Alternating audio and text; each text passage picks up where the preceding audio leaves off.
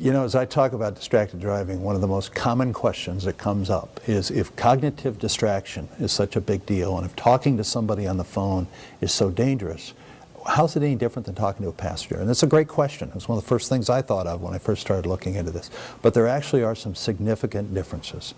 And one of them is, we talked about the cognitive demand of a telephone conversation. What we're finding out is it's harder. It requires more brain resources, more cognitive resources on my part to have the exact same conversation with somebody who's not in front of me, who I'm not looking at.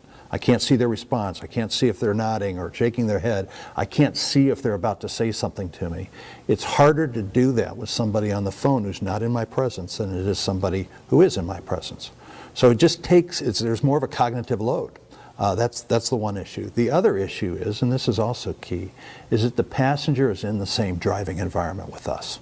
And like it or not, many times they're helping us drive.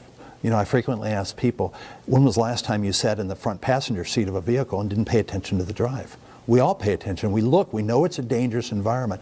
If a light suddenly turns yellow and the driver has to make a quick decision on whether it's safe to go or they should stop, the conversation stops.